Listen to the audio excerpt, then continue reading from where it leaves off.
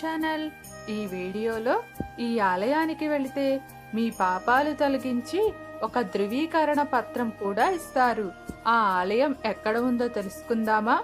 ఈ భూమి మీద ఉన్నప్పుడు మనం ఎక్కువగా పుణ్యాలు చేస్తే చనిపోయాక స్వర్గంలోకి వెళతాం.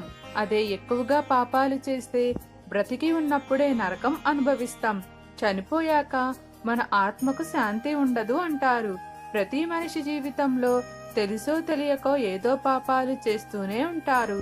కానీ వీటిని తెలుసుకొని సరిదిద్దుకుంటే కొంచెంలో కొంచెమైనా మీ పాపం తగ్గుతుంది.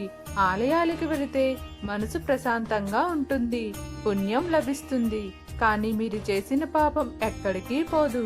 కానీ ఈ ఆలయానికి వెళితే మీరు చేసిన పాపాలు అన్ని తొలగిపోయి మీకు ధృవీకరణ పత్రం కూడా ఇస్తారు. అలానే ఈ ఆలయం ఎక్కడో కాదు, మన దేశంలోనే ఉంది.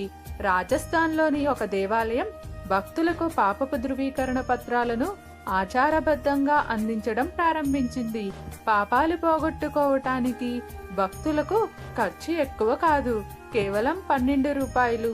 ఈ మొత్తాన్ని ఖర్చు చేయటం ద్వారా మీరు ఈ ఆలయం నుండి పాపం తిరస్కరణకు సంబంధించిన సర్టిఫికెట్ పొందవచ్చు. గౌతమేశ్వర్ మహాదేవ్ పాపమోచన తీర్థం రాజస్థాన్లోని ప్రతాప్గఢ్లో ఉంది. ఈ ఆలయం శతాబ్దాలుగా తీర్థయాత్రగా ప్రసిద్ధి చెందినది. ఈ ఆలయాన్ని గిరిజనుల హరిద్వార్ అని కూడా అంటారు. ఇందులో మందాకిని పాప్, మోచిని గంగాకుండ్ అనే రిజర్వాయర్ కూడా ఉంది.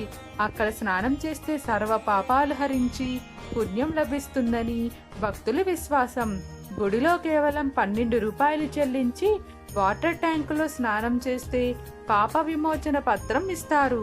ఈ విషయమై ఆలయ పూజారి మాట్లాడుతూ తమ తప్పులకు ప్రాయశ్చిత్తం చేసుకోవడానికి గ్రామస్తులు, చుట్టుపక్కల ప్రాంతాల ప్రజలు ఈ ఆలయానికి వస్తుంటారు.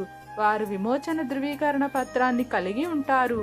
మరొక ఆరాధకుడు ఇలా అన్నాడు, చాలాసార్లు హృదయంలో ఉన్న పాపపు భావం ప్రజలను ఇక్కడికి తీసుకువస్తుంది.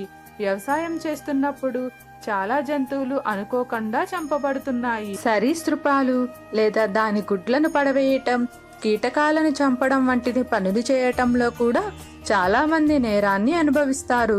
దాన్ని వదిలించుకోవటానికి చాలా మంది ధృవీకరణ పత్రాలు పొందటానికి ఇక్కడికి వస్తారు. ప్రతి సంవత్సరం గౌతమేశ్వర ఆలయంలో 250 నుండి 300 పాప విమోచన ధృవీకరణ పత్రాలు జారీ చేయబడుతున్నాయి. దేశానికి స్వాతంత్రం వచ్చినప్పటి నుంచి ఈ పద్ధతి కొనసాగుతుందని ఆలయ అధికారులు తెలిపారు. అయితే ఈ శివాలయానికి ప్రతి సంవత్సరం వేలాది మంది భక్తులు తరలివస్తారు. పాప విముక్తి కోసం మాత్రమే కాకుండా పూజలు కూడా చేస్తారు. మీకు ఏమైనా సందేహాలు ఉంటే దయచేసి కామెంట్ సెక్షన్లో తెలియజేయండి. మీకు ఈ వీడియో నచ్చినట్లయితే లైక్ చేయండి, షేర్ చేయండి, అలానే సబ్స్క్రైబ్ కూడా చేసుకోండి.